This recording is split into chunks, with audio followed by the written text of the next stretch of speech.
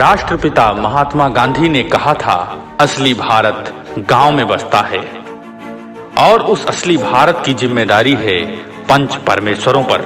स्वास्थ्य, शिक्षा, सुविधाएं, रोजगार, इन सब का है पंचों से सीधा सरोकार।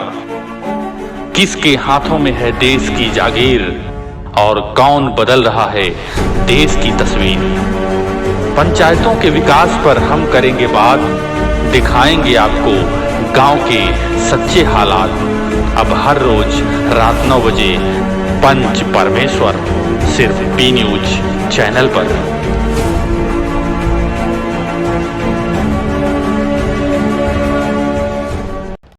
पंच परमेश्वर कार्यक्रम के प्रायोजक हैं शिव शक्ति आयुर्वेदा, स्वस्थ तन मन स्वस्थ जीवन।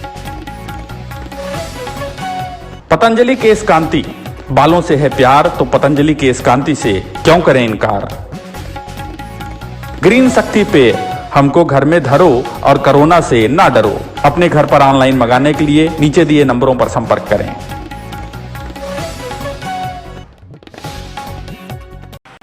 नमस्कार, मैं हूं धीरज कुमार दुबे और आप देख रहे हैं पी न्यूज चैनल पर पंच परमेश्वर हमारे साथ।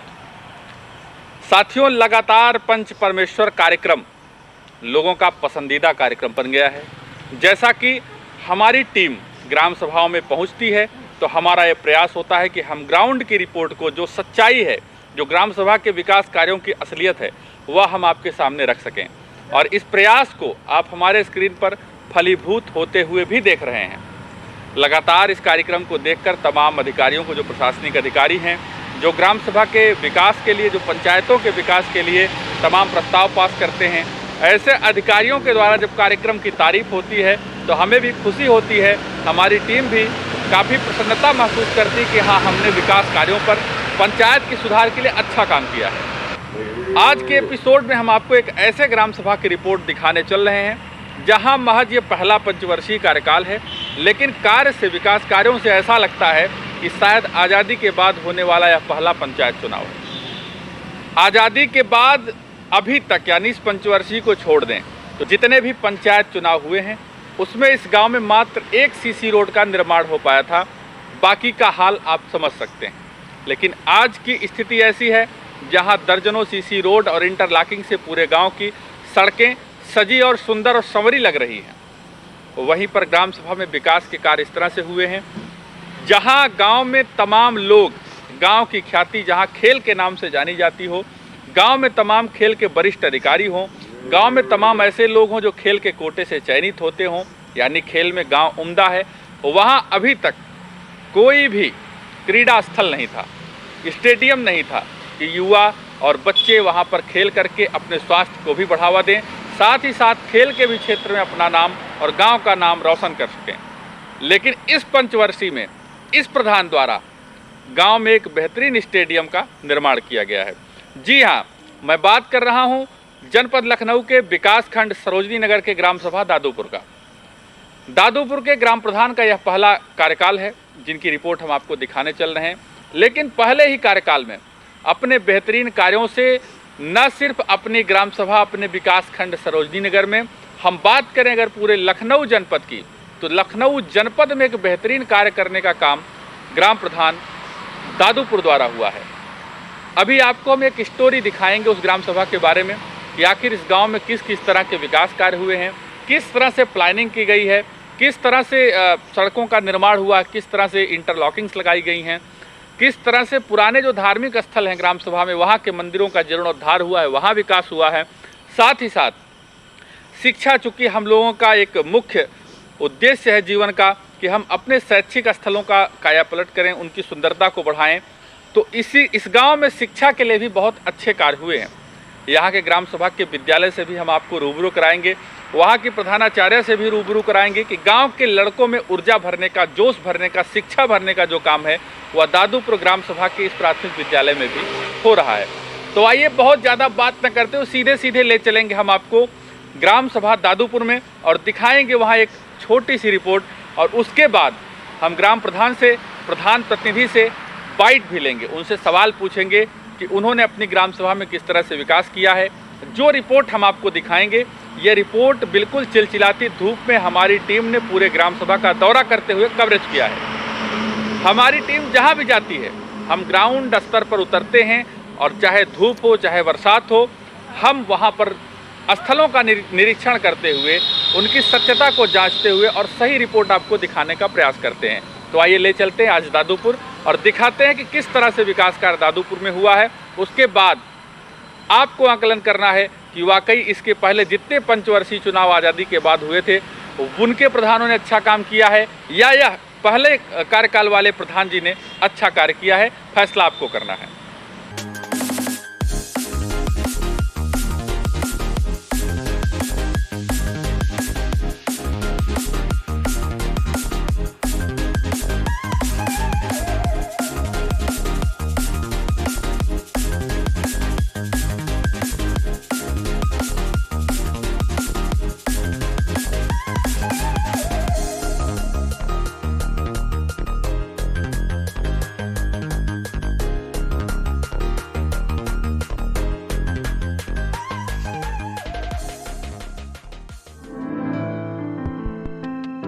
ग्राम सभाओं के विकास की पड़ताल करते करते आज हमारी टीम जनपद लखनऊ के विकासखंड सरोजनी नगर के ग्राम सभा दादूपुर में भी पहुंची। ग्राम सभा दादूपुर के ग्राम प्रधान सुरेंद्र सिंह चौहान हैं, जिनका यह पहला कार्यकाल है।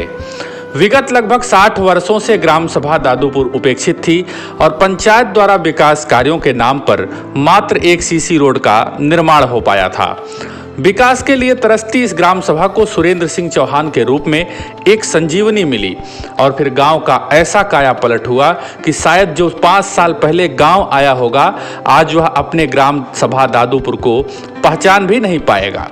जिस ग्राम सभा में विगत 60 वर्षों में मात्र एक सीसी रोड का निर्माण हुआ था, आज उसी ग्राम सभा में दर्जनों सीसी रोड और इंटरलॉकिंग लगने से गांव के सभी रास्ते जगमगा रहे हैं। आइए फोटो और वीडियो गैलरी के माध्यम से हम आपको ग्राम सभा दादूपुर के विकास कार्यों की एक सैर कराते हैं। सबसे पहले हम इस कठिन कोरोना काल में हुए प्रयासों पर नजर डालेंगे।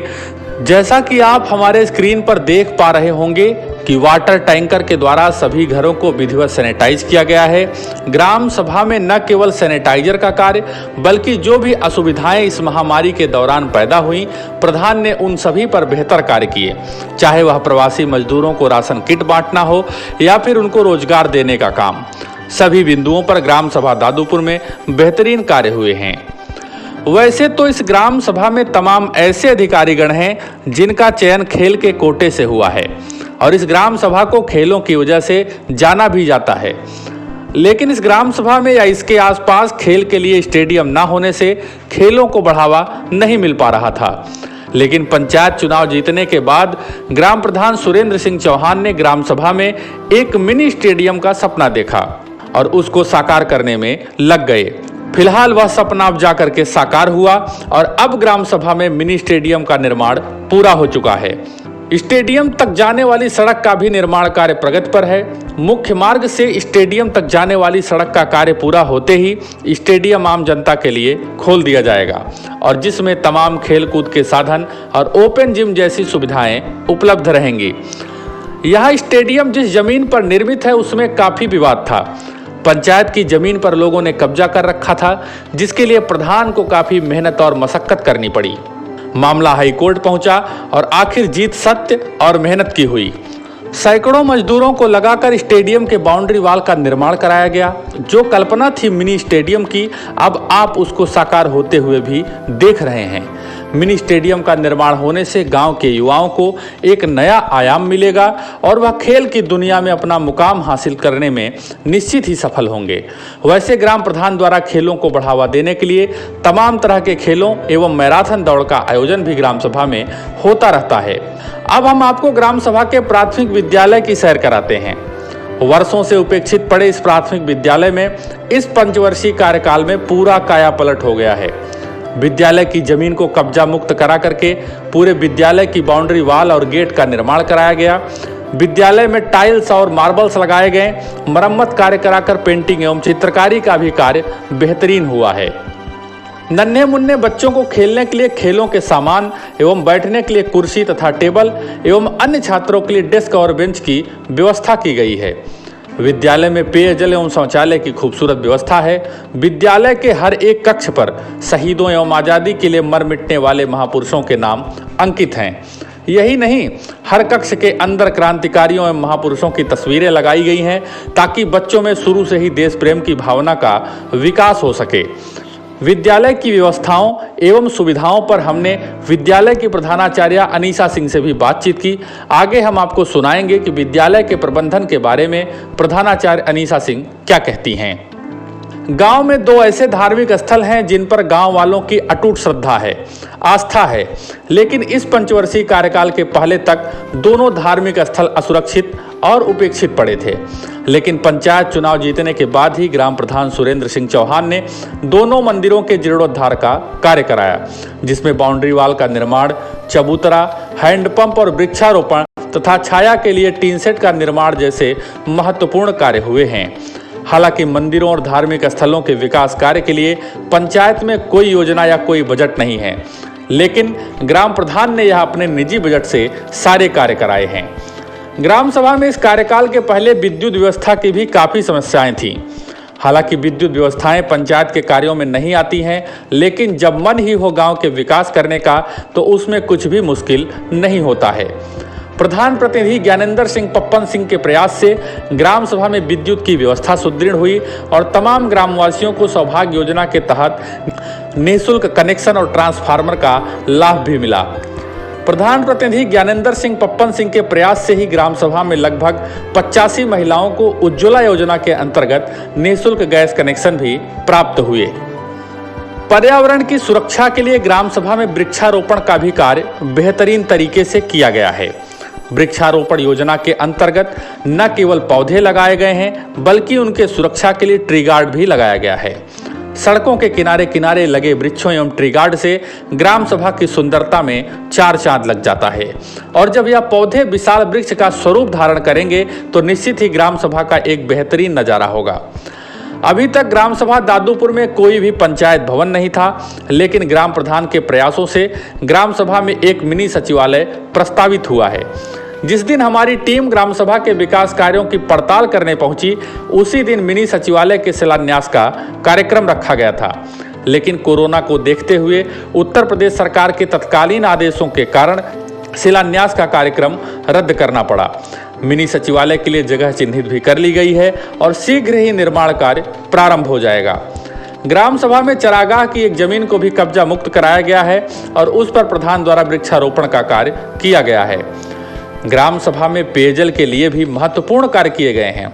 पंचायतों को केवल रिबोर करने का अधिकार दिया गया है, यानी जहां नल हो आप उनको केवल रिबोर कर सकते हैं। लेकिन ग्राम प्रधान दादूपुर द्वारा ग्राम सभा में निजी बजट से लगभग 40-45 ऐसे नए नल लगवाए गए हैं, जिससे पेयजल की समस्याओं से जूझ रहे लोगों को छुटकारा मिला है। किसी भी ग्राम प्रधान के लिए निजी बजट से गांव के विकास के लिए कार्य करना असंभव सा है, लेकिन जहां केवल गांव के विकास की सोच मन में हो वहां पैसा मायने नहीं रखता। ग्राम प्रधान दादूपुर के विकास कार्यों की फेहरिस्त बहुत लंबी है, जिनकी क्रमवार यहां पे हम चर्चा करें तो कई घंटे लग सकते हैं।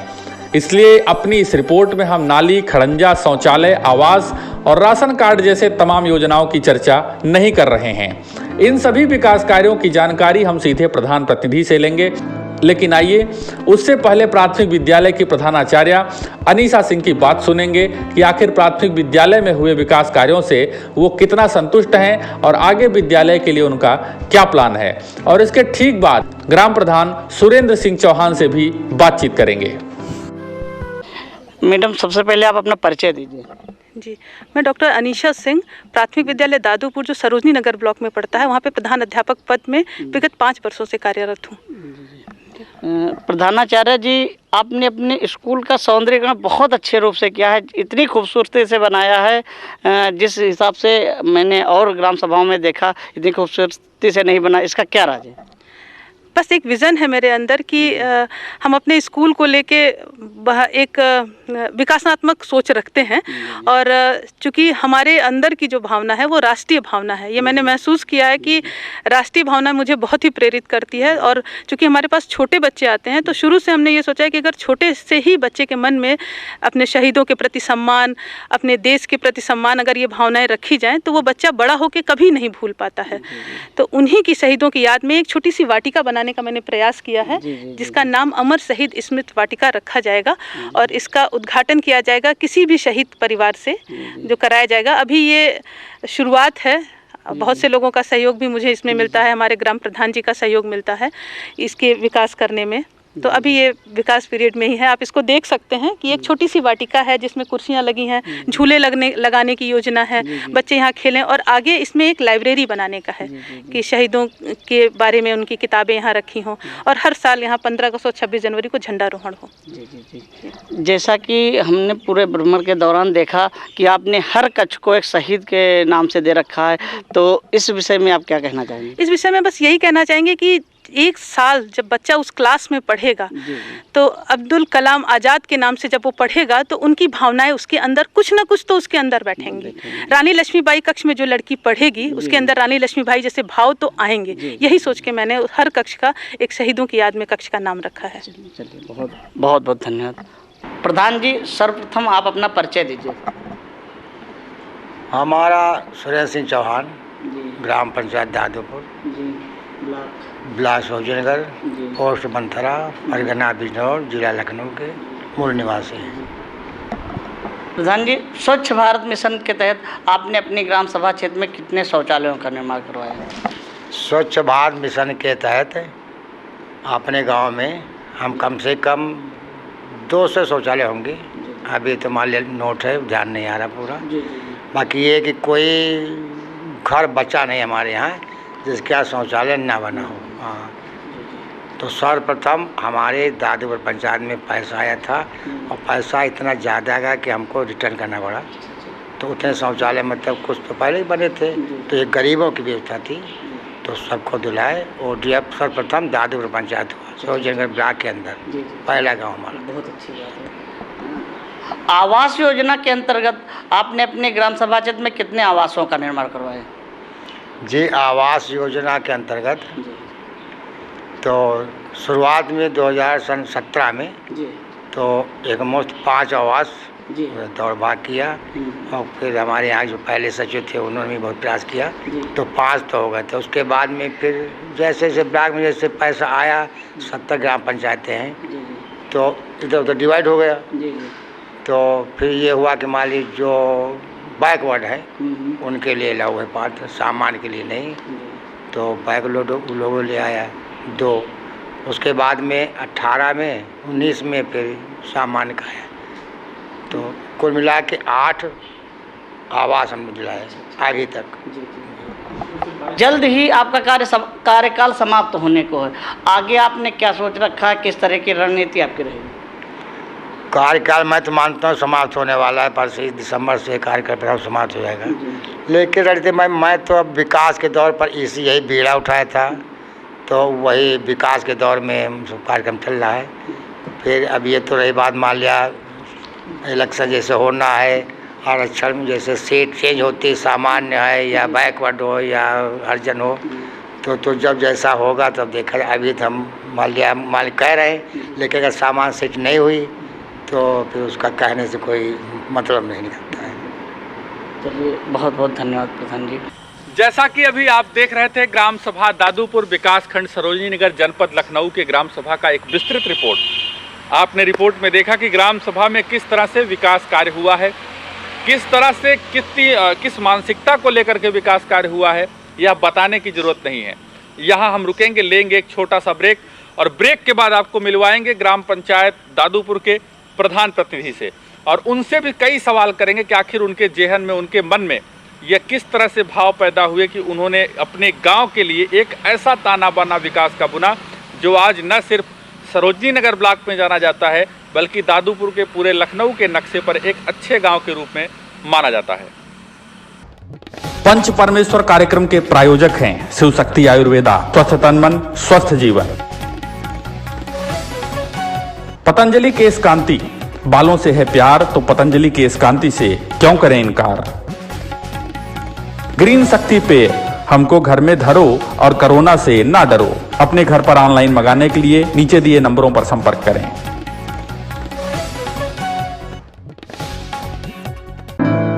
लिवरिक टॉयलेट क्लीनर, आपके टॉयलेट को दे चमचमाती सफेदी और जर्म्स का करे सफाया। मार्केट के तमाम अन्य उत्पादों से बेहतरीन और कम खर्चीला। लिवरिक टॉयलेट क्लीनर।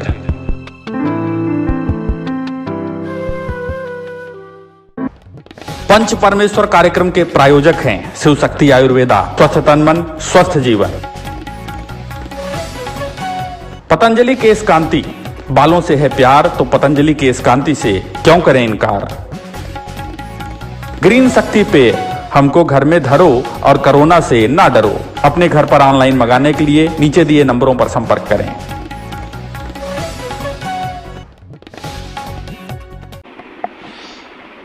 जैसा कि अभी आपने हमारे स्क्रीन के माध्यम से देखा कि ग्राम सभा दादूपुर विकास खंड सरोजनी नगर जनपद लखनऊ में किस तरह के विकास कार्य हुए हैं।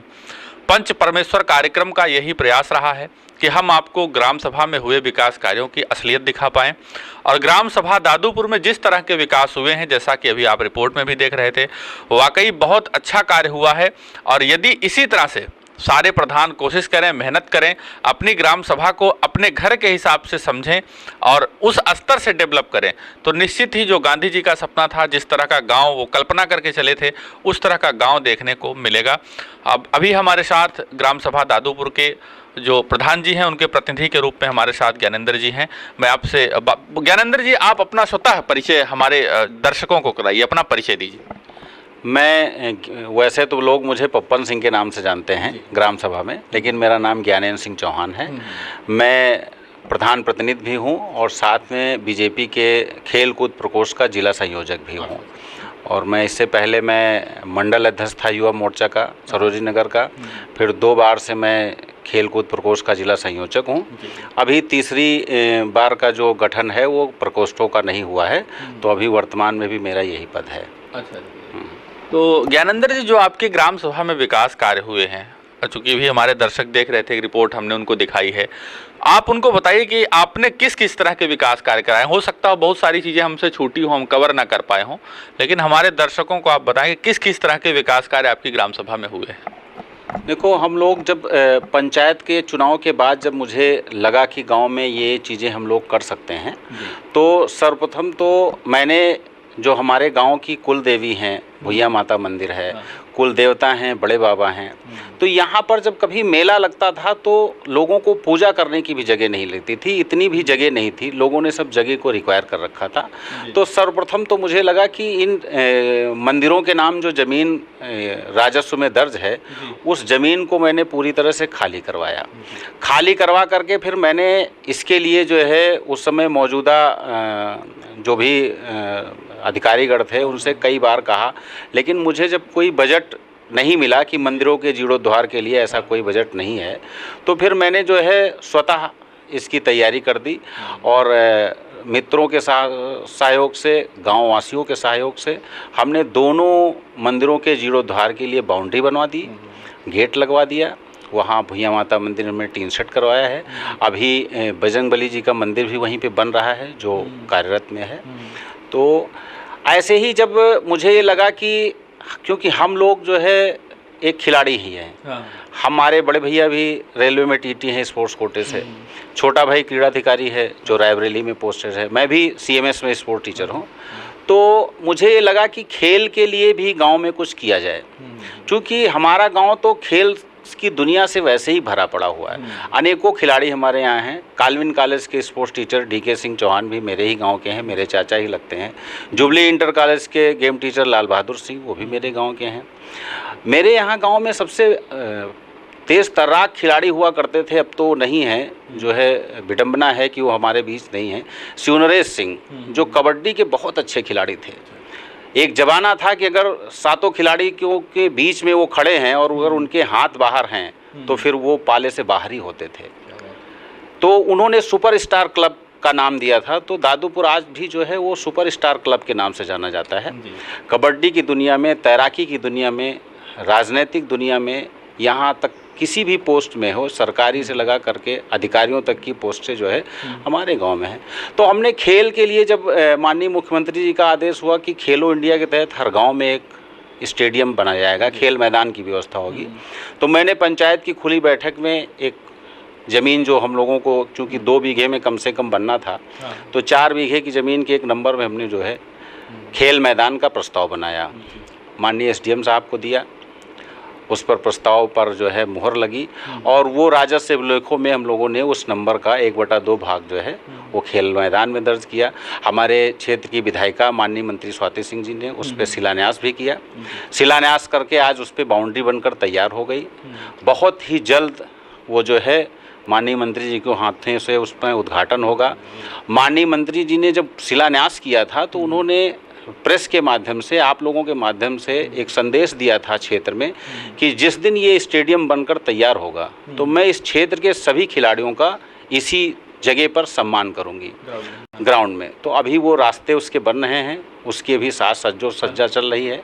बहुत ही जल्द वो पब्लिक के लिए खोला जाएगा और माननीय मंत्री जी के हाथों के उसका उद्घाटन कराया जाएगा। वहाँ पर खिलाड़ियों का सम्मान भी किया जाएगा। जो पूर्व के खिलाड़ी हैं, जो सीनियर सिटीजन हैं, अच्छे पोस्ट पे रहे हैं खिलाड़ियों पे, सभी का सम्मान होगा। हमारे गाँव में BSF में भी हैं स्पोर्ट्स कोटे से, CRPF में भी स्पोर्ट्स कोटे से हैं और ऐसे बहुत लोग हैं। तो फिर हमने स्टेडियम का निर्माण तो आपने देखा ही है, लमसम पूरा हो गया। मेरे गांव में जिला पंचायत कोटे से एक RCC बनी थी 5 वर्ष पूर्व। अभी मैंने 12-13 RCC रोडें नई बनवाई है अपने कार्यकाल में। क्योंकि रास्ते जो है वो कच्चे रहते हैं, आवागमन की दिक्कतें होती रहती हैं। भूपखेड़ा हमारे यहाँ एक कस्बा क्या है, गाँव का ही मजरा ही है, जो मेरे हिसाब से आज़ादी के बाद से अलग हुआ था। वहाँ पर आज तक कभी नाली ही नहीं बनी। मैंने अंडरग्राउंड नाली वहाँ बनवाई। हमीरपुर से नेवाजी खेड़ा तक नई जो है लाइन करवाई सौभाग्य योजना के तहत। हरिजन बस्ती में हमारे यहाँ एक ट्रांसफार्मर जो है करीब 10 वर्ष पहले गांव के ही अराजक तत्वों ने उतरवा करके अपने दरवाजे पर लगा लिया था। वो बेचारे गरीब थे, वहाँ पर हरिजन थे, तो उनको दबाव बना करके और वो वहाँ लगा ही नहीं। तो पंचायत चुनाव का जब ये मुद्दा बना कि भैया हमारे यहाँ का जो है ट्रांसफार्मर उतर गया, तो उस ट्रांसफार्मर को भी मैंने ना लगवाया, बल्कि वहाँ पर पूरी नई लाइन, सौभाग्य 7 पोल की नई लाइन वहाँ जो है करवाया। और SDO साहब जो हमारे त्रिपाठी जी हैं, उन्होंने भी बड़ा सहयोग किया। हाँ, माननीय मंत्री जी ने भी कई बार जो है एक्शन साहब को फ़ोन किया। तो कुल मिलाकर के विकास के लिए तो हम लोग जो है दिन रात प्रेरित हैं और यही मेरी भावना रहती है कि हमारे गांव में ये हो जाए, हमारे गांव में ये हो जाए। सरकार की भी जितनी भी योजनाएं चलती हैं, मेरा हमेशा यही रहता है कि जो भी योजनाएं हैं वो मेरे यहाँ लागू हो। उज्ज्वला योजना के तहत हमने करीब 110 लोगों को गैस सिलेंडर दिलवाए हैं। सभी लोगों को गैस सिलेंडर, चूल्हा, फर्नेर, सारे पेपर सब दिलवाए हैं। और सौभाग्य योजना के तहत फ्री में कनेक्शन बहुत लोगों को करवाए हैं। राशन की व्यवस्था हमारे यहाँ चुनाव के दौरान जो है 144 राशन कार्ड थे, आज 264 राशन कार्ड हैं, 36 अंत्योदय कार्ड हैं। तो इन सब चीज़ों की शुद्धिकरण है। कोटेदारी में भी जो कोटेदार पुराने थे वो लोगों को बहुत परेशान करते थे, बहुत फर्जी तरीके से राशन की जो है कालाबाजारी करते थे। उस पर जो है माननीय मुख्यमंत्री जी को मैंने शिकायत किया, DM साहब के पास शिकायत किया, तो वहाँ से टीम गठित हुई। फिर उनके कोटे का लाइसेंस निरस्त करके नए कोटेदार का चयन हुआ। अब हमारे गाँव में पब्लिक जो है बहुत अच्छी है, बहुत अच्छे उसको राशन भी मिल रहा है और ये सब मिल रहा है। अब विडंबना ये है कि हमारा गांव इतने दिनों के बाद, आज़ादी के बाद भी गांव में 2 आंगनबाड़ी केंद्र चलते हैं, लोगों के घरों में चलते हैं। जो आंगनबाड़ी केंद्र संचालिकाएं हैं वो अपने घर में चलाती हैं, अपने पुत्रों के नाम से उस मकान को किराए पर दिखाती हैं, जिसका किराया जो है सरकार से लिया जाता है कि जो है मैंने किराए पर ये घर ले रखा है। और आज तक जिन लोगों ने गांव का प्रतिनिधित्व किया है, जिम्मेदारी तो उन्हीं की बनती थी कि गांव में आंगनबाड़ी केंद्र होना चाहिए, गांव में पंचायत भवन होना चाहिए, गांव में कोई भी विद्यालय को छोड़कर कोई सरकारी बिल्डिंग ही नहीं थी। जबकि एक ही लोगों के हाथ में आज तक जो है गांव की सत्ता लोगों ने, गांव की पब्लिक ने उन्हीं को अपना नेता माना, उन्हीं को सौंपा, उसके बाद भी गांव का विकास नहीं हुआ। तो ये विकास नहीं हुआ तो इसमें कहीं न कहीं ग्रामवासियों का दुर्भाग्य रहा है, और जिसने नहीं किया है उसकी ये हम की भावना रही है कि मैं विकास नहीं करूँगा, लोगों को तो जो है मुझे ही चुनना है। तो ऐसी भावना, और एक विद्यालय जो है, मैं आपके माध्यम से अपने गांव ग्रामवासियों को, क्षेत्रवासियों को बताना चाहता हूं, एक विद्यालय मेरे यहाँ, उस विद्यालय का सरकारी रास्ता आज भी नहीं है। अभी जब वहाँ पे खड़ंजा लगा हुआ था, किसी के खेत से लगा हुआ था, जब वहाँ पर डामर रोड मैंने जिला पंचायत के माध्यम से बहुत भाग दौड़ किया, तो जब वो पास हो गई तो वहाँ पर लोगों ने विरोध किया, तो ये तो मेरे खेत में है।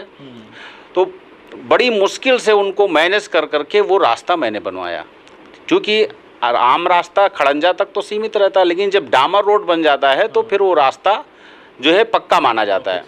तो जो लोग थे वो उस पर विरोध किए।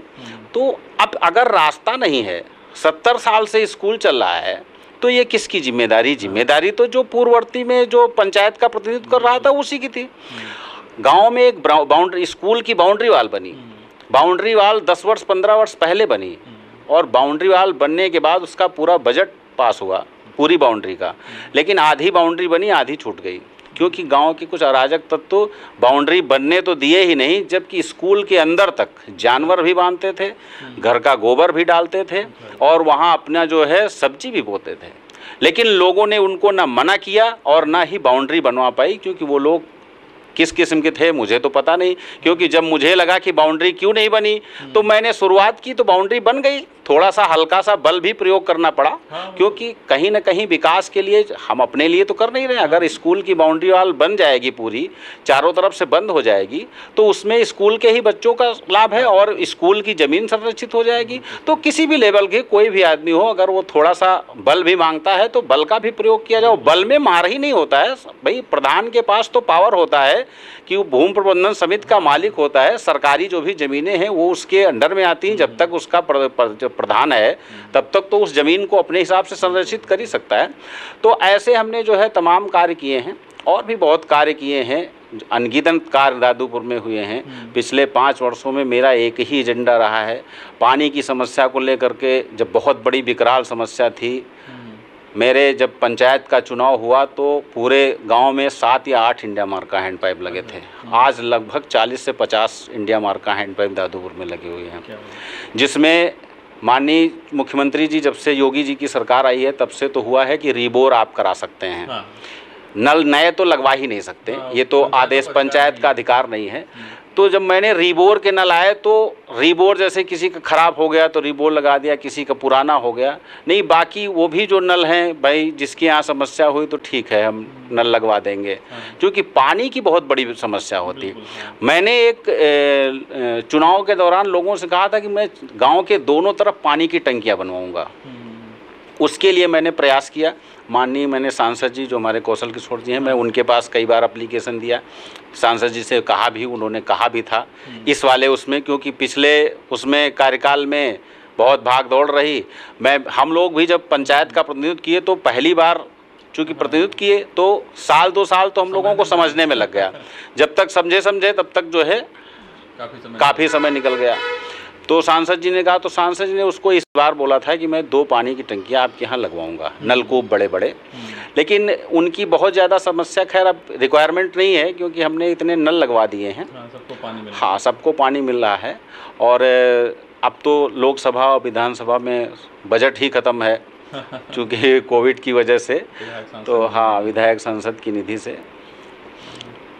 तो इस तरह के कई कार्य हैं। हाँ, तमाम कार्य हैं, बहुत जैसे कार्य हैं जो याद नहीं रहते हैं। स्कूल हमारा है, माननीय सीडीओ साहब बंसल जी एक दिन स्कूल में आए, मतलब हमारे यहाँ उस मेरे गांव को देखने के लिए क्षेत्रीय जो खंड विकास अधिकारी जी हैं वो, उनको लगता है कि सबसे सुंदर गांव यही है।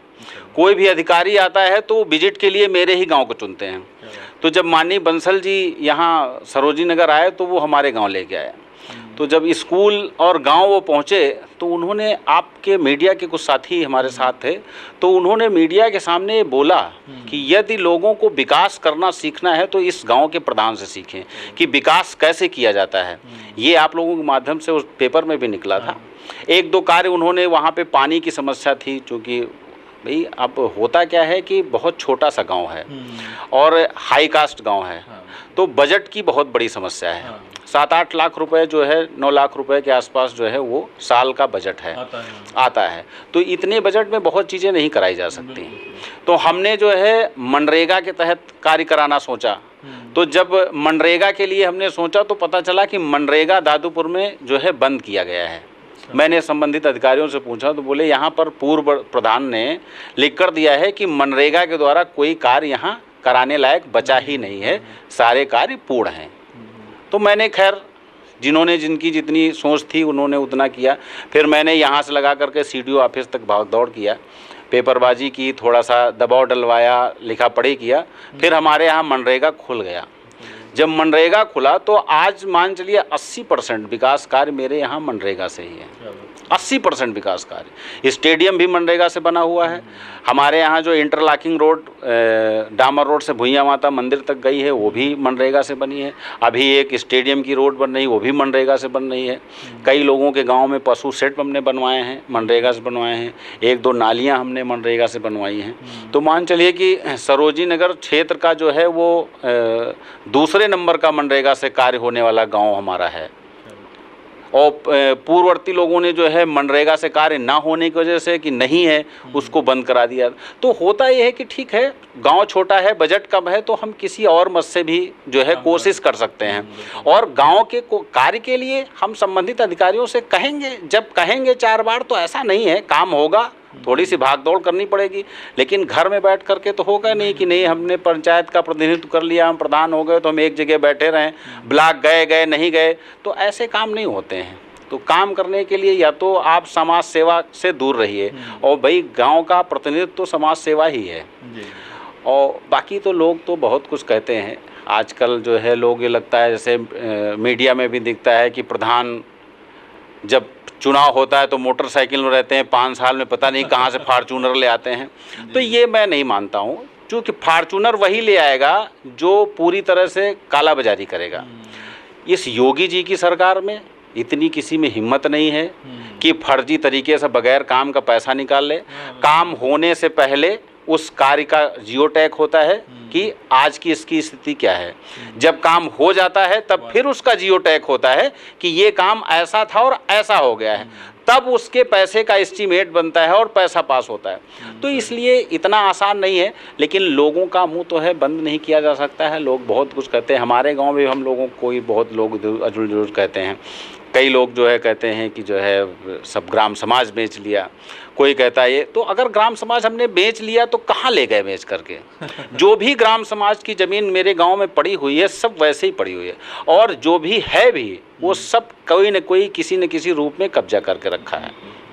एक स्टेडियम की ज़मीन को छुड़ाने में मुझे 2 साल लग गए।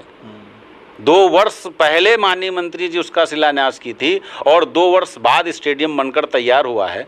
तो ये विडंबना है। ऐसी व्यवस्था सरकार को लागू करनी चाहिए कि जो भी ग्राम समाज की ज़मीनें हों वो पूरी तरह से, जो माननीय मुख्यमंत्री जी का तला था कि खाली होनी चाहिए, निश्चित खाली होना चाहिए, कब्जा मुक्त होना चाहिए।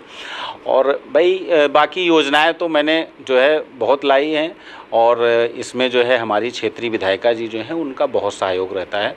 वो जो है जब भी मैंने किसी कार्य के लिए कहा है उनसे, उन्होंने तुरंत संबंधित अधिकारियों से उसके लिए बात किया है।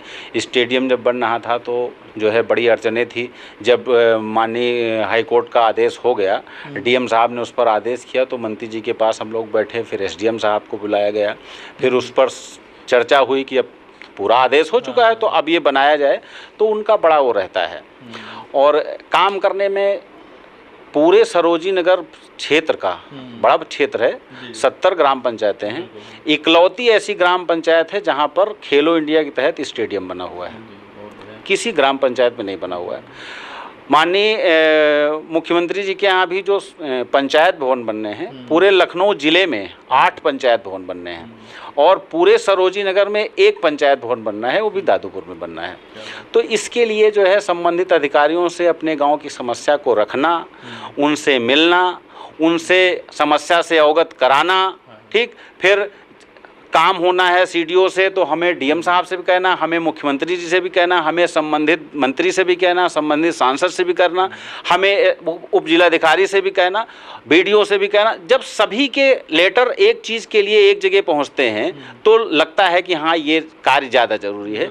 इसी के माध्यम से जो है हमने पंचायत भवन का भी बहुत ज़्यादा लिखा पढ़ी की है, तब जाके मेरे यहाँ पंचायत भवन बनना है। उसका बजट जो है बन गया है और बहुत जल्द वहाँ काम चालू हो जाएगा। तो आपने ऐतिहासिक कार्य किए, दादूपुर में स्टेडियम लाने का काम किया, पंचायत भवन जो कि आपके पूरे ब्लॉक में या सरोजनी नगर में नहीं कहीं मिला, वो आपको मिला, आपने इतनी मेहनत की है। आगे आपके कौन से और ड्रीम प्रोजेक्ट हैं जिसको आप गांव में लेके आना चाहते हैं? ड्रीम प्रोजेक्ट तो मेरे बहुत हैं, लेकिन चूंकि अब तो कार्यकाल का भी बहुत समय नज़दीक आ गया है और जो सुनने में आ रहा है कि माननीय मुख्यमंत्री जी के सितंबर लास्ट या अक्टूबर नवंबर तक जो है प्रशासक नियुक्त कर दिए जाएंगे। तो जो मैंने भी पहले ही बताया है कि साल 2 साल तो मुझे सोचने में लग गया। जब मैं कार्य शुरू किया तो मान चलिए कि 3 साल का जो भी कार्य का इफेक्ट है गांव में वो 3 साल का है। तो 3 साल में मैंने इतने कार्य कराए हैं और अभी बहुत सारे कार्य ऐसे बाकी हैं। अभी हमारे गांव में आंगनबाड़ी केंद्र नहीं है।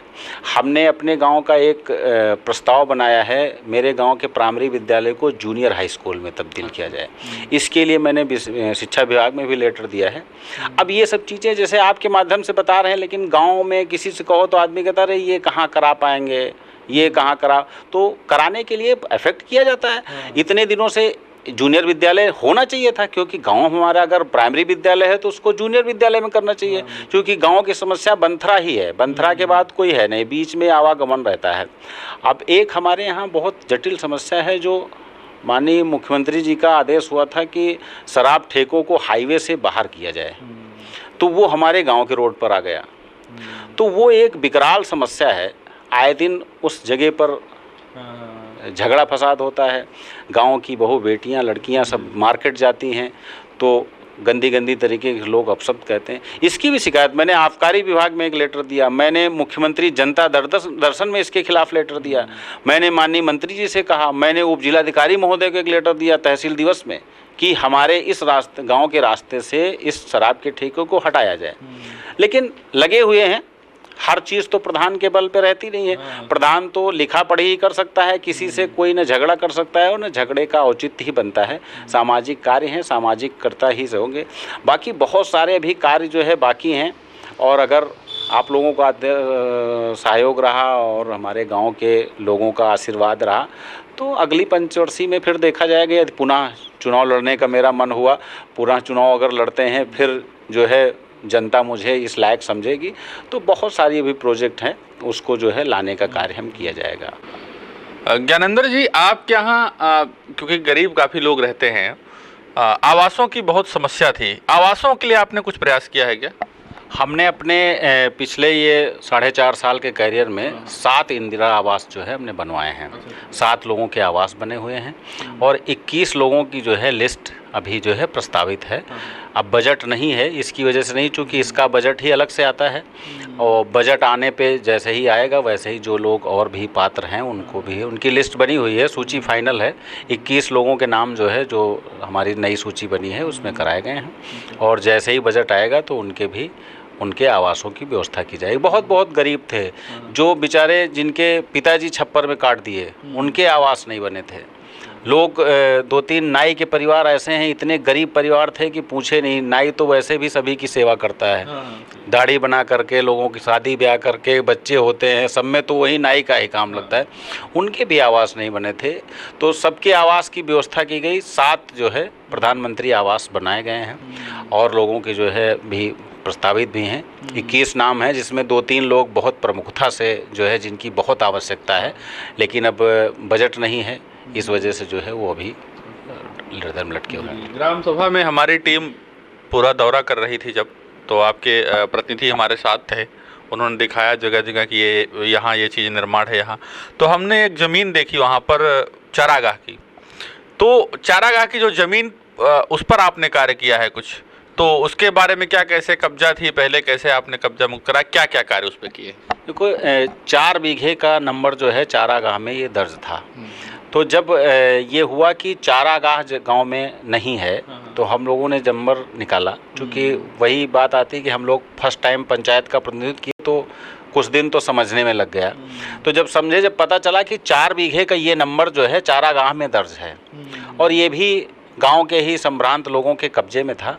लोगों को पता ही नहीं था कि ये ग्राम समाज है कि चारागाह है या क्या है, क्योंकि बगल में जो खेती करता था वही उसका सेवन भी करता था। पूरी ज़मीन ऊबड़ खाबड़ थी, मज़े के बड़े सब गड्ढे थे, तलैया ताल बन गए थे।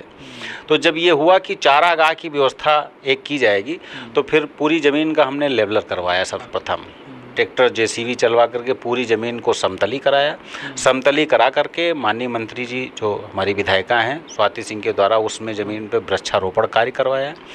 जो मनरेगा के श्रम उपायुक्त माननीय बनीराम वर्मा जी वो भी आए थे, उन्होंने भी जो है उस पर वृक्षारोपण किया और वृक्षारोपण कार्य की उन्होंने बड़ी सराहना की है।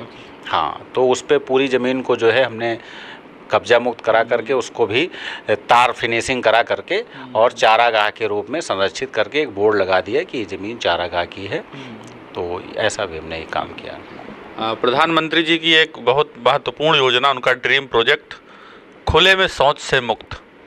आपकी ग्राम सभा में बहुत अच्छे अच्छे शौचालय बने हैं, अभी हमारे दर्शक देख भी रहे थे स्टोरी के माध्यम से। तो जो ओडीएफ का सपना उन्होंने देखा और ओडीएफ घोषित किया, सूची में आप प्रथम स्थान पर रहे, सबसे पहले आपके गांव को ओडीएफ किया गया, तो बड़ी तेज़ी से आपने काम किया, ये कैसे संभव हो पाया? ये संभव ये हो पाया कि जब ये शौचालय निर्माण के लिए पैसा आया, करीब 30 लाख रुपए के आसपास जो है 6 नंबर खाते में पैसा इसका आता है। तो जब आया तो शौचालय हमारे यहाँ 215 शौचालय की बेसलाइन सूची थी।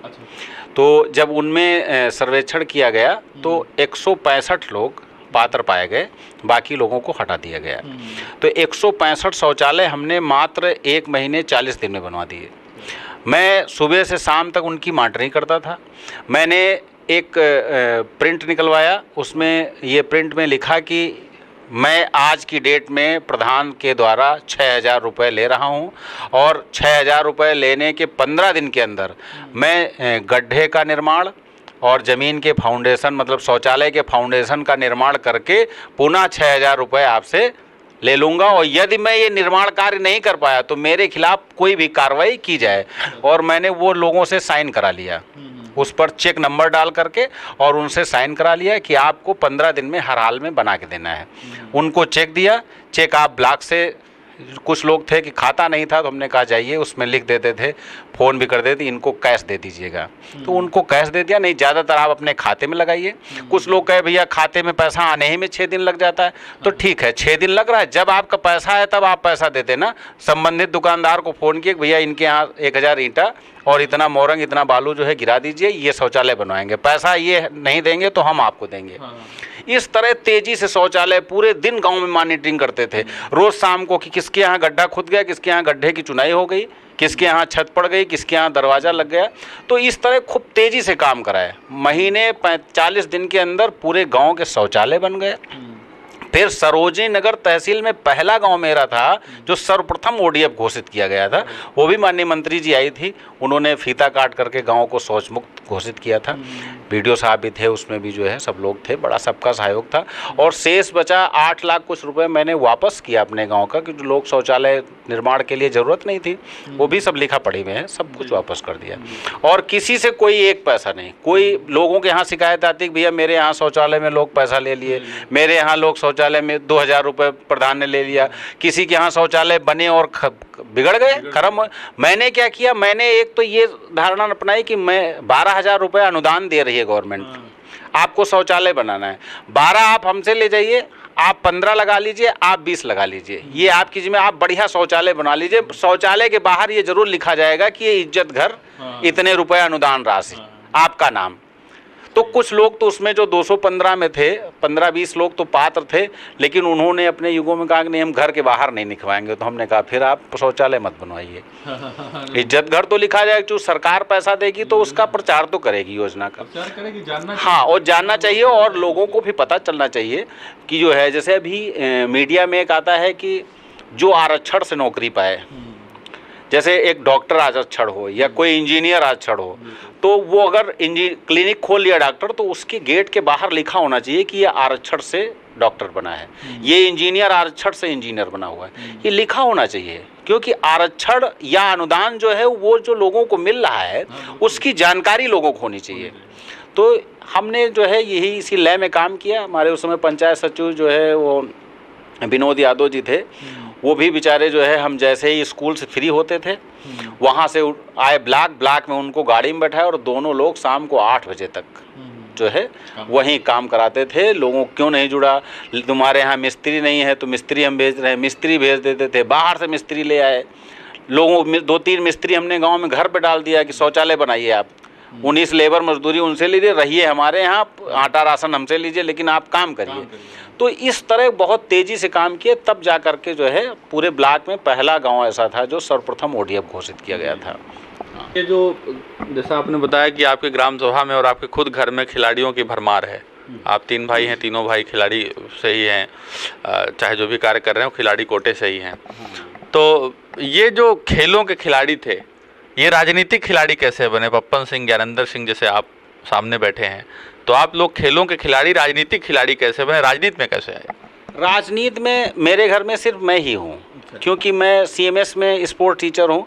CMS प्राइवेट संस्था है और शिक्षक वैसे भी जो है हर चीज़ के लिए स्वतंत्र माना जाता है।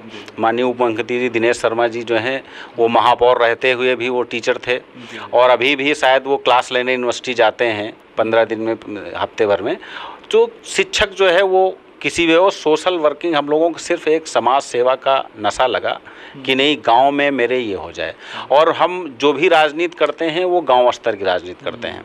बाकी अगर किसी को समस्या हुई तो 2-4-10 गांव में भी जो है हमारे बड़े भैया हैं नरेंद्र सिंह जो, उन्होंने 2-4-10 गाँव में इंडिया मार्क का हैंड पाइप लगवाए हैं। कई गांव में किसी ने कहा भैया समस्या है हमारे यहाँ, हमारे प्रधान विरोधी हैं, नहीं सुनते हैं, हमारे यहाँ पानी की समस्या है, तो ठीक है आपको, क्योंकि होता क्या है हम लोगों ने कभी ये नहीं लगा कि नहीं मेरे पास पैसा हो गया है तो मैं किसी को सताऊं। मेरी लोगों की यही एक हमेशा सोच रहती है, गांव में किसी के यहाँ यदि शादी ब्याह पड़ता है, वो गरीब है, उसने अगर हम लोगों को बुला लिया तो कोशिश ये होती है कि उसके घर में कुछ दहेज का सामान मेरी तरफ से पहुंच जाए, ठीक है। और वैसे भी जो है अगर किसी को कोई समस्या होती है शादी ब्याह में, हम लोग 10,000, 15,000, 20,000 रुपये वैसे भी लोगों को दे देते हैं कि आप अपना एक काम जो है बगैर वापसी का काम चला लीजिए। अभी हमारे बड़े भैया जो कि खिलाड़ी ही हैं, तो हम लोग खेल के लिए जो आपने पूछा, तो अभी हम लोगों ने एक खेल समिति बनाई है अपने गांव में। उस समिति में जो है हमने 1 लाख रुपए डाला है, जो खेल समिति बनी है उसमें 1 लाख रुपए का फंड जो है हम लोगों की तरफ से डाला गया है। एक हम लोगों ने शिक्षा समिति बनाई है जिसकी अध्यक्ष वहाँ की जो हेडमास्टर हैं माननीय अनीसा जी हैं, उनको रखा गया है। उनके माध्यम से उस समिति का संचालन वो करेंगी, उसमें भी 50,000 रुपये की फ़ंड की व्यवस्था की गई है। और एक अभी सीनियर सिटीजन लोगों की जो समिति बनी है, वृद्धों की, जिसमें लोगों को कभी भी कोई समस्या हो तो वो समिति जो है उसका संचालन करेगी। तो उस संचालन के हमारे जो है हम लोग पिताजी कहते हैं, हमारे वैसे पिताजी के भी वो पिताजी उनको बाबा कहते हैं, लेकिन हम लोग तो पिताजी कहते हैं। हम लोगों के बड़े ही सहयोगी मार्गदर्शक रहे हैं। हम लोग जो है उनके काफ़ी जो है उस पे पले बड़े हैं। जिस बगल वाला मेरे घर है जो रामेश्वर सिंह जी हैं, हम लोग पिताजी उनको कहते हैं। तो उस वृद्धों की जो भी रेलवे में थे, रिटायर्ड हो गए हैं, अभी सेवानिवृत्त हुए थे, 25 साल हो गए उनको रिटायरमेंट का, आज भी जो है वो एक्टिव हैं। तो उनको जो है उस शिक्षा समिति का अध्यक्ष चुना गया है। उनकी उस जो बुजुर्गों की समिति है, उस समिति में भी जो है 50,000 रुपये की अतिरिक्त व्यवस्था कराई गई है। और खेल के लिए जो है हमारे यहाँ नेवी से जॉब करके जो भी शिक्षक हैं अजय भान सिंह, उनको जो है खेल का उसका जो है वो अध्यक्ष बनाया गया है खेल समिति का। तो ऐसे हम लोगों ने समितियाँ बनाई हैं कि आगे भी जो भी हम लोगों से जो भी सहयोग होता रहे, वो कोशिश ये करते हैं कि उस सहयोग को जो है हम लोगों को, अगर ईश्वर ने कभी मुझे 10 रुपये दिया है, हम लोग ना चोरी करें ना दलाली करें, कोई मतलब नहीं। तीनों भाई नौकरी करते हैं, पिताजी पंचायत का प्रतिनिधित्व करते हैं। बस यही रहता है, इच्छा ये रहती है कि गांव में ये हो जाए, गांव में वो हो जाए। तो बस यही एक है। और इसी वजह से जो है, अच्छा जब आप थोड़ा सा सामाजिक लगेंगे तो फिर राजनीति में कहीं ना कहीं आपको आना ही पड़ेगा। तो राजनीति में फिर आ गए। तो राजनीति में बस यही है जो है, मैं पहले मंडल अध्यक्ष था युवा मोर्चा का, फिर मैं जिला संयोजक बना खेल कूद प्रकोष्ठ का। तो 6 साल से मैं जीआर संयोजक। अभी ये जो 6 साल के बाद नई कार्यकारिणी गठित होनी है, तो सभी तो हो गई है, जिले की कार्यकारिणी बन गई है, प्रदेश की बन गई है, अभी संयोजकों की कार्यकारिणी नहीं गठन हुआ है। तो अभी भी मेरे पास वही है। अब आगे जो है, जो भी पार्टी अगर हमें लायक समझेगी, जो भी पद से मुझे सुशोभित करेगी, वो भी मुझे सर्वमान्य होगा। बहुत बढ़िया। आपके गांव में समितियों को बना करके जिस तरीके के विकास की रूपरेखा आप बना रहे हैं, बहुत ही उम्दा है। मुझे लग रहा है कि हमारे दर्शक देख रहे होंगे, और जैसा कि अभी रिपोर्ट में भी हम दिखा रहे थे कि किस तरह से विकास कार्य यहाँ इस ग्राम सभा में हो रहा है। तो ये तो बहुत अच्छी सोच है आपकी, जिस तरीके से आप गाँव को एक विकास की राह पर चला दिए हैं, दौड़ा दिए हैं। ये लोगों को, जो हमारे ग्राम प्रधान, चूँकि मुझे लगता है उत्तर प्रदेश के हज़ारों ग्राम प्रधान इस कार्यक्रम को देखते हैं, और उनको ये सीख लेना चाहिए कि किस तरह से ग्राम सभा में विकास हो सकता है। एक छोटी सी ग्राम सभा में कितना विकास कार्य हुआ है, ये आप देख भी रहे हैं, सुन भी रहे हैं। तो ज्ञानेंद्र जी, जो कार्य करने के आपके तौर तरीके हैं, चूँकि आप बतौर ग्राम प्रधान हैं गांव में, लेकिन कार्य आपके विधायकों जैसे हैं कि उनकी नलों की व्यवस्था करा देना, विद्युत विभाग की व्यवस्था करा देना कि जहां बिजली नहीं, बिजली पहुंच जाती है, उनके शादी ब्याह या गरीबों का मदद कर देना, ये तो बहुत उच्च स्तर की सोच है। तो क्या ये सोच आपको ग्राम सभा की जो राजनीति है, इससे ऊपर जाने का विचार है? कहीं विधानसभा चुनाव या कुछ और तो नहीं सोच रहे हैं? नहीं, ऐसा कोई नहीं है। बाकी राजनीति में तो हर चीज़ जो है समय के हिसाब से कब क्या करना है, ये तो समय बलवान होता है। और राजनीति में सब कुछ बताते हैं कि राजनीति ही एक ऐसी है, युद्ध नीति और राजनीति, जिसमें समय के हिसाब से हर कुछ जायज़ होता है, जब जो चीज़ आपको मिले। और हर व्यक्ति की कोशिश होती है आगे ही बढ़ने की।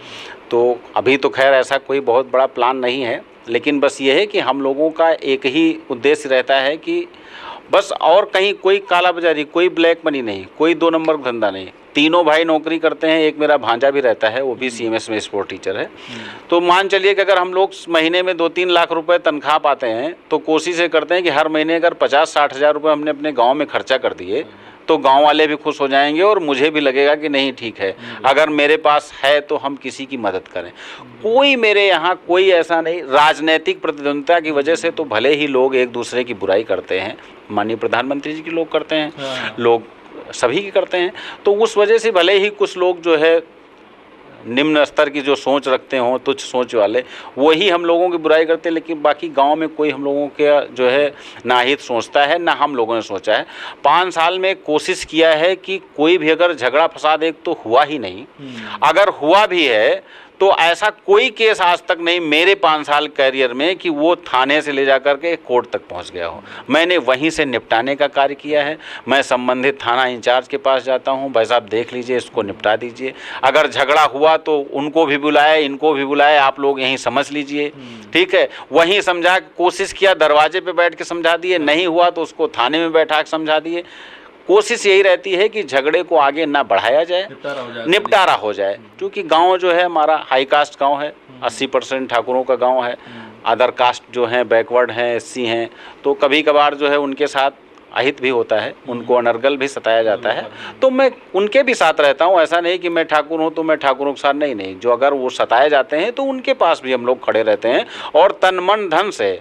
ऐसा भी नहीं कि नहीं, अगर हम आपके दरवाजे गए तो अगर मेरी बात का, क्योंकि मैं बात उचित ही करूंगा, अनुचित बात अगर होगी तो मैं पहले ही पता कर लेता हूं कि वहां ये कार्य होना है और यहां पर अगर बात बनने वाली नहीं है तो वहां जाने नहीं है। क्योंकि जब आप गलत कर रहे हैं तो आप दोनों लोग समझिए। अगर मेरे हिसाब से मैं अगर पहुंच गया उस फैसले में, या मुझे बुला लिया गया, तो फिर फैसला मानना ही आपको पड़ेगा। ऐसा नहीं हो, इसमें कोई दबाव नहीं है। फिर अगर आप नहीं मानेंगे तो फिर नियम विरुद्ध आप करेंगे तो फिर आगे की कार्रवाई करेगी, शांति कार्रवाई करेगी। तो बस यही है। इसी तरह जो है हम पब्लिक की जो है हम लोग सेवा करते हैं, और यही एक सेवा भाव है। आगे की जो है वो तो सब ऊपर वाले पे है। जैसा कि अभी आप सुन रहे थे, ज्ञानेंद्र सिंह पप्पन सिंह जी हैं, जो भाजपा के वर्तमान में जिला संयोजक हैं क्रीड़ा प्रकोष्ठ के, साथ ही साथ प्रधान प्रतिनिधि के तौर पे हैं दादूपुर ग्राम सभा है। आपने रिपोर्ट पूरी देखी हमारी। दादूपुर ग्राम सभा जो कि विकास खंड सरोजनी नगर में है, बेहतरीन कार्य हुए हैं। पहला पंचवर्षीय कार्यकाल है, लेकिन पहले पंचवर्षीय में ही जहां एक सीसी रोड हुआ करती थी आज़ादी के बाद, वहां मतलब दर्जनों सीसी रोड, और हम लोगों ने रिपोर्ट में भी दिखाई कि इंटरलॉकिंग, साथ ही साथ वहां एक स्टेडियम का निर्माण पंचायत घर की मतलब तैयारी हो रही वहाँ पर, वहाँ के प्राथमिक विद्यालय और तमाम विकास के कार्य ऐसे देखने को मिले हैं जो अन्य भी ग्राम प्रधानों को इससे सीख लेनी चाहिए कि वो किस तरह से अपने ग्राम सभाओं का विकास कर सकते हैं और किस तरह से समितियों का गठन करके वृद्धों के लिए और जो बच्चे हैं उनकी शिक्षा के लिए, क्रीड़ा के लिए, क्योंकि जब समितियों का गठन होगा कि उसमें आने वाले जो भी लोग होंगे उससे लाभान्वित होंगे। तो आज के इस एपिसोड में आपने देखा कि जनपद लखनऊ के विकासखंड सरोजनी नगर के दादूपुर ग्राम सभा का पूरा विकास किस तरह से हुआ है, क्या क्या समस्याएं हैं, कितने विकास हैं, हमने सब कुछ आपको दिखाया। आकलन आपको करना है, बताना आपको है कि आपको कैसा लगा, आखिर ग्राम सभा में विकास हुआ है या नहीं हुआ है। वैसे हमारे हर एपिसोड में लगभग 2, 3, 4, 5 इस तरह के ग्राम सभाओं की रिपोर्ट हम लोग दिखाते हैं, लेकिन यह पहली ऐसी ग्राम सभा रही जिसका रिपोर्ट दिखाने के लिए हमें पूरा एक एपिसोड खर्च करना पड़ गया। बहुत बड़ा एपिसोड बना। कारण उसका ये भी है कि विकास कार्य भी उतने हुए हैं कि उनको बताने में हमें काफ़ी समय लग गया।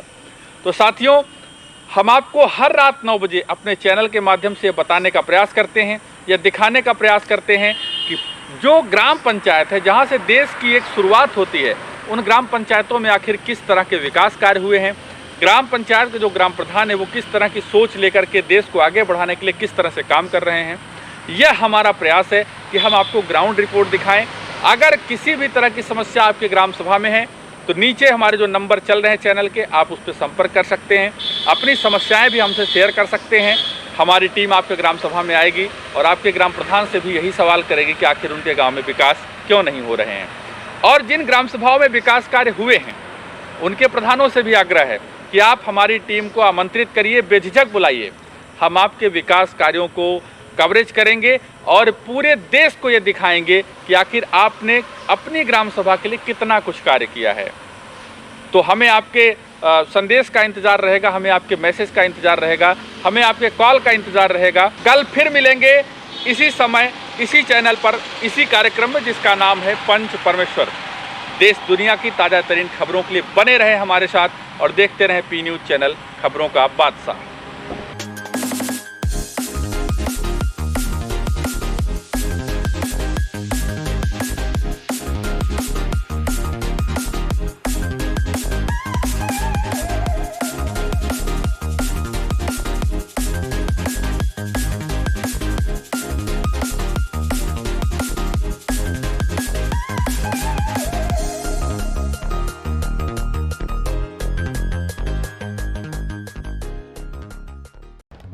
पंच परमेश्वर कार्यक्रम के प्रायोजक हैं शिव शक्ति आयुर्वेदा, स्वस्थ तन मन स्वस्थ जीवन। पतंजलि केश कांति, बालों से है प्यार तो पतंजलि केश कांति से क्यों करें इनकार। ग्रीन शक्ति पे हमको घर में धरो और कोरोना से ना डरो। अपने घर पर ऑनलाइन मंगाने के लिए नीचे दिए नंबरों पर संपर्क करें।